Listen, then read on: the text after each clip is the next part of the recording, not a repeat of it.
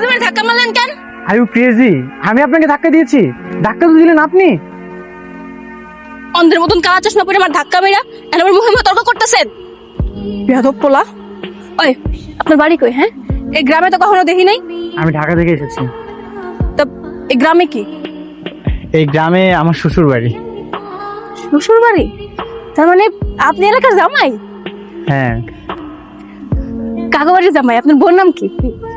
আমার ওয়াইফের নাম হচ্ছে টনি। কোন টনি? জামালউদ্দিন সাহেবের মেয়ে, উত্তরপাড়ায় বাড়ি। আপনি কি আমাকে ফাইজলামি করতেছেন নাকি? আমি আপনার সাথে ফাইজলামি করবো কেন? Okay wait, I give you proof. C,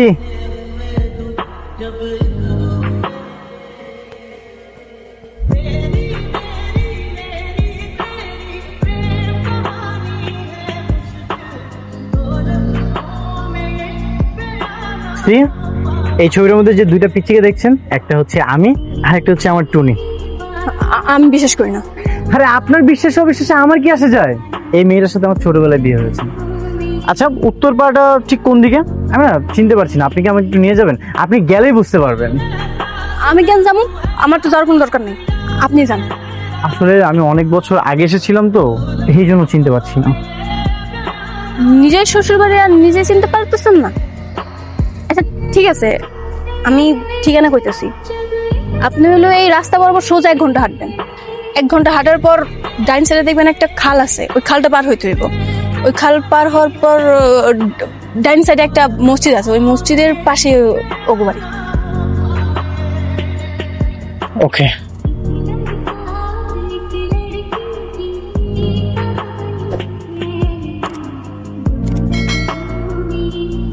বেটা ঠক বাস আইসে আমার জামাই সাইজা। কিন্তু কাহিনী তো অবশ্যই গড়বড় আছে, নাহলে আমার ছোটবেলার ছবি ওর কাছে কেন? বাসায় যে আমার জানতে হইব কাহিনীটা কি। কি বলিস কি তুই? কে তোকে বউ বলেছে? কোথায় সে? থাপ্পড় দিয়ে গালটা ভেঙে দিতে বলি না? কে সে? বাবা, আমি ওকে চিনি না, তবে আমার কেন জানি মনে হচ্ছে এখানে অবশ্যই কোনো একটা কাহিনী আছে। এখানে আবার কি কাহিনী থাকবে? মা, ওর হাতে না আমি একটা ছবি দেখেছি, ওখানে ছোটবেলার বর আর কোনের ছবি, আর ওই মেয়েটা পুরো আমার মতো দেখতে। তোমরা আবার ছোটবেলায় আমাকে বিয়ে শাদী দিয়ে দিয়েছিলে নাকি? অবশ্যই বিয়ে দিয়েছিল। তোমার কিছু না মনে থাকতে পারে, ওনাদের সবকিছুই মনে আছে। আসসালামু আলাইকুম আব্বাজান। আসসালামু আলাইকুম আম্মাজান।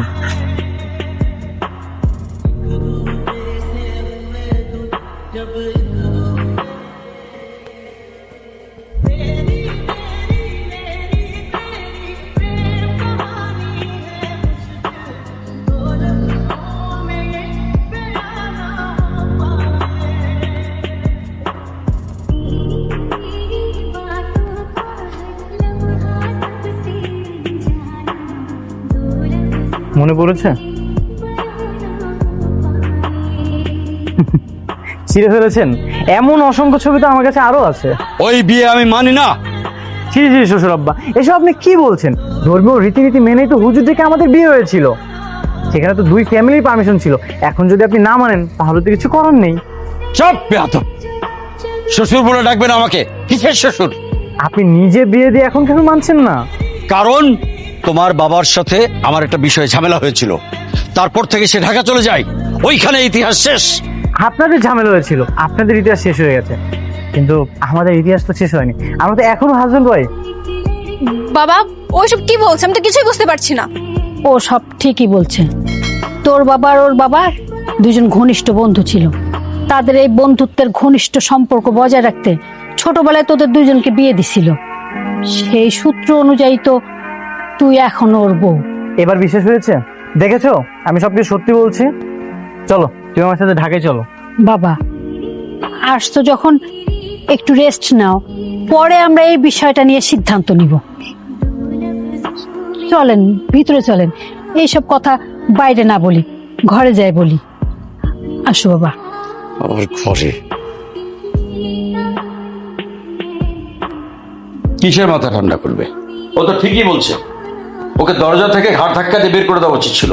তোমার কারণে ঘরে চলে এসেছে। মেয়ের ছোটবেলায় বিয়ে দেওয়ার সময় মনে ছিল না? সে সময় তো দুই বন্ধু মিলে খুব আহ্লাদ করে ওদের বিয়েটা দিলেন। আরে ওই সময় এরকম খেলার ছলে অনেক বিয়ে হয়েছে, সে যে এটা মনের মধ্যে ধারণ করে রাখবে কে জানে। আচ্ছা, যেইটা হওয়ার সেটা তো হইছেই। এইভাবে রাগারাগি করে বিদায় দেওয়া ঠিক হইব না। আস্তে ধীরে বুঝায় ঠান্ডা মাথায় বিদায় করে দেন। হাই, সরি, কিছু না বলে আপনাদের সিক্রেট মিটিংয়ে আমি চলে আসলাম। আসলে আমার ওয়াইফের সাথে আমার একটু কথা আছে। টুনি, একটু বাইরে আসবে?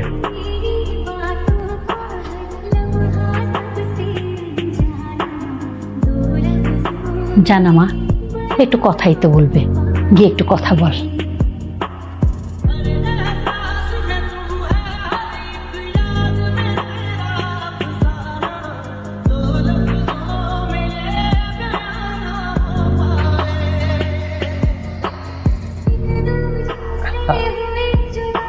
টুলু ভাই, আমাকে 2 কাপ চা দাও তো। হৃদয় ভাই যে, আমি তো আপনার অপেক্ষায় ছিলাম। হঠাৎ আমার অপেক্ষায়? বাইরের লোকজনের অপেক্ষায় তো সবাই থাকে, কি গাছ? হ্যাঁ, আমার দোস্ত তো এলাকার একমাত্র হিরো।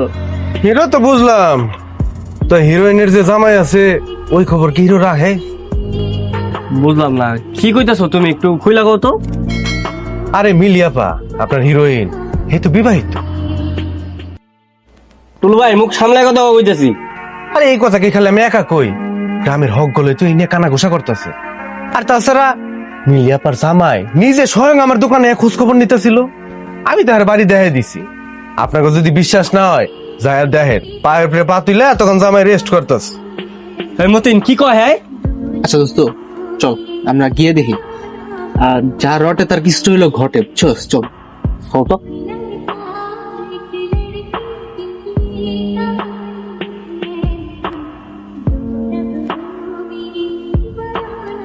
আচ্ছা, সবই বুঝতে পারলাম। আমগো ছোটবেলায় বিয়ে হয়েছিল, আমরা খেলার সাথে ছিলাম, কিন্তু আমার তো কোনো কিছু মনে পড়তেছে না। আমার সব কিছু মনে আছে। এই 15 বছর ধরে তোমার স্মৃতি লালন করে আমি তোমার অপেক্ষায় ছিলাম। তাইলে এতদিন পরে কেন আসলেন? আসার হলে তো অনেক আগে আসতে পারতেন। হ্যাঁ, আমি অনেক আগে আসতে পারতাম, কিন্তু আমার বাবা আমাকে উল্টা বোঝাতো। আমাকে বলতো যে একটু বড় হ, লেখাপড়া শেষ কর, তারপর না হয় সংসার হবে।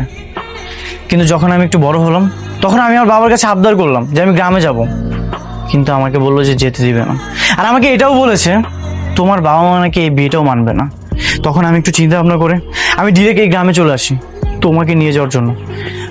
তুমি একটা কাজ করো, তুমি ব্যাগপত্র গুছিয়ে নাও, আমরা আজই চলে যাব। অসম্ভব।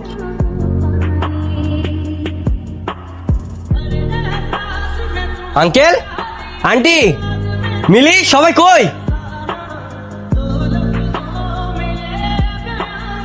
আঙ্কেল, কি হয়েছে? আঙ্কেল, এগুলো আমি কি শুনতেছি? কি শুনেছো?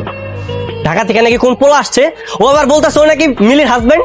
আরে দূর দূর, এসব কথা কান দিন তো বাবা, এগুলো গুজব। আরে ওই কোনো তো মাথা সমস্যা, কি কইতে কি কই বেড়াইতেছে। ওর মাথা সমস্যা, তাইলে আপনারা এই বাড়িতে ওরা রাখছেন কেন? মানে বাবার বাবার বন্ধুর ছেলে, এজন্য। আমার বন্ধুর ছেলে। নো, আমি এখানে কোনো বন্ধুর ছেলে হয়ে আসিনি। তুমি যেটা শুনে এখানে এসেছো সেটাই রাইট।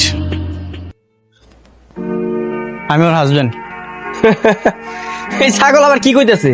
ও কি জানে না যে 2 দিন পরে মিলির লগে আমার বিয়া? তুমি কি এই জায়গায় তামাশা করতে আইছো?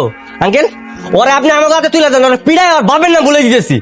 ওয়েট, 2 দিন পর বিয়ে মানে? শ্বশুর আব্বাজান, এই পাগল সব কি বলতেছে? ও ঠিকই বলছে বাবা, আগামী শুক্রবার ওদের বিয়ে। বাহ, একটা মেয়েকে আপনারা কত জায়গায় বিয়ে দিবেন। ভাগ্যিস আমি সময় মতো চলে আসছিলাম। এই যে বাজে ছেলে, তুমি এখান থেকে চলে যাও, আমাদের তো অলরেডি বিয়ে হয়ে গেছে। যাও, তুমি চলে যাও। এই, শান্ত হ বাবা, লোকজন জানাজানি হইলে না ঝামেলা হয়ে যাবে। বাবা, তুমি বাড়িতে যাও, ওরে বুঝায় শোনায় ঢাকায় পাঠায় দিতেছি। আন্টি, আপনি কইছেন যে আপনার কথাটা আমি রাখলাম, কিন্তু আমার বাবা জানার আগে ওরে ওরে গ্রাম ছাড়া করেন, নইলে কিন্তু অনেক খারাপ হয়ে যাবো। ঠিক আছে বাবা। এই মতন চল।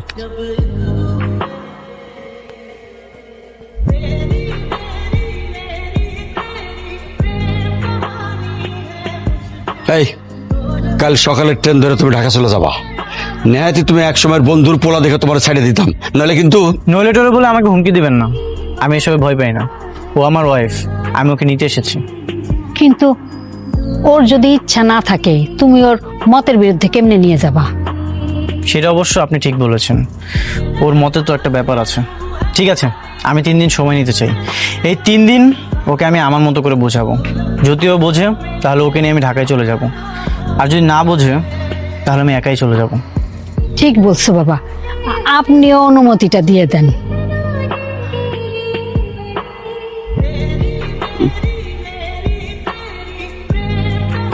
তুমি কিছু মনে করো না বাবা, আসলে পরিস্থিতিটা এখন তো অন্যরকম হয়ে গেছে। জানেন, আমার আম্মু আপনাদের অনেক মিস করে। উনি তো চায় আমরা 2 ফ্যামিলি যেন আবার এক হয়ে যায়, সেই আমাকে এখানে পাঠিয়েছে। আমিও বাবা তোমাদের কথা অনেক মনে করি, কত স্মৃতি আমাদের। তুমি যদি আমার মেয়েটারে বুঝায় রাজি করতে পারো, আমার কোনো আপত্তি নেই বাবা। থ্যাংক ইউ শাশুড়ি আম্মা, আমি অবশ্যই ম্যানেজ করার ট্রাই করতেছি। আচ্ছা যাও, একটু ঘরে যাই আরাম করো। ঠিক আছে।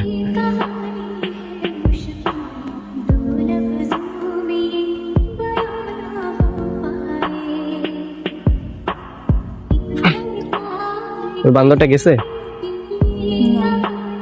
কি? মিলি আমি বুঝলাম না, ওইখানে যাই না, তুমি ওর ঘাড় দেখা দিয়ে বের করো না কেন? কেন রে ভাই, তুমি আমাকে ঘাট ডাকাতে বের করে দিতে যাচ্ছ কেন? বুঝলাম না, তুই এখানে চলে আসছিস? ও মা, মিলি তোমাকে কিছু বলেনি আমি যে 3 দিন সময় নিয়েছি? 3 দিন? কিসের 3 দিন? হ্যাঁ, আমি তো এখানে 3 দিন থাকবো। এই 3 দিন আমি মিলিকে আমার মতো করে বোঝাবো। যদি ও রাজি না হয় তাহলে আমি একাই ঢাকায় চলে যাব। অসম্ভব, কিসের 3 দিন? তুই এখানে 3 সেকেন্ডও থাকতে পারবি না। ও আমার গার্লফ্রেন্ড এবং হবু বউ। তুই এখান থেকে চলে যা, যা এখনই যা। কেন রে ভাই, তোমার ভালোবাসা মানুষের উপর কনফিডেন্স তো লো কেন? মানে মানে তোর ভালোবাসা মানুষের উপর তোমার বিশ্বাস নেই? থাকবে না কেন? অবশ্যই আছে। না না, তোমাকে দেখে তো মনে হচ্ছে না তোমার ভালোবাসা মানুষের উপর তোমার বিশ্বাস আছে। 100% আছে। 100% যদি তোমার বিশ্বাস থাকে তাহলে তুমি আমাকে তাড়িয়ে দিতে চাচ্ছ কেন? আমার মতো 100টা আশিক যদি ওর পিছনে ঘুরে তাহলে তো তোমার কিছু যায় আসতো না। মিলি, এই ঠুনকো ভালোবাসার জন্য তুমি আমাকে অস্বীকার করবে? ঠুনকো ভালোবাসা? এই তুই থাক, তুই 3 দিন কেন 3 বছর থাক, তারপর তুই মিলির বোন পাবি না। এই তো ভেরি গুড, এটাই তো কথা, বাঘের বাচ্চার মতো কথা। ও ঠিকই বলেছে। 3 দিন কেন, 3 যোগ আমার পিছনে ঘুরলেও না কোনো লাভ হবে না। এর থেকে ভালো সময় নষ্ট না করে ঢাকাতে ফিরে যাও। দেখি না একটু চেষ্টা করে, অ্যাটলিস্ট নিজেকে তো সান্ত্বনা দিতে পারবো যে আমি আমার ভালোবাসার মানুষের জন্য চেষ্টা করেছি। থাকুক থাকুক, তুমি আর আমি ঠিক থাকলে সব দুনিয়া ঠিক। Very good. আচ্ছা, এই পাগলটা আবার কই গেল? কি জানি। কোনো, আমার মনে হচ্ছে মাথায় অনেক সমস্যা আছে, বুঝছো? ওর সাথে এত কথা বলার কোনো দরকার নেই। মাত্র 3টা দিনই তো, 3টা দিন শেষ হলো আর ঘাটটা ধরে বের করে দিবা। এই নাও, তোমার জন্য আমি আইসক্রিম এনেছি। নাও বন্ধু, তোমার জন্য আমি আইসক্রিম এনেছি। আমরা দরকার নেই। আসলে ওর মনে হয় আইসক্রিমের একটু অ্যালার্জি। তুমি না খেয়ে বসে আছো কেন? তুমি আইসক্রিম খাও। আর খাবারের প্রতি আসলে রাগ করতে নেই। এনিওয়ে, চলো আমরা গল্প করি। তোর সাথে কোনো গল্প নাই, সামনে আমরা বিয়ে করতে যাচ্ছি, আমরা গল্প করবো। তুই এখান থেকে যা।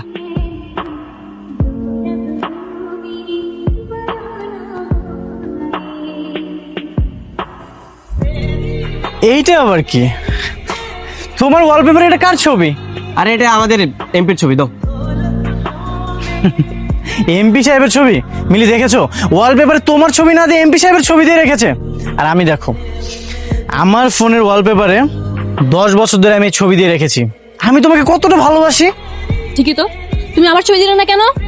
আরে বাপু, সামনে আসলে ওই কমিটিতে পদ পাবো তো, তাই ওই এমপি সাহেবের ছবি লাগিয়েছি যাতে উনি খুশি হয়। এটাই তো পলিটিক্স। পলিটিক্সে না আসলে কোনো ভালোবাসা নেই, সব দেখানো ভালোবাসা। ও আসলে তোমাকে সত্যি সত্যি ভালোবাসে না।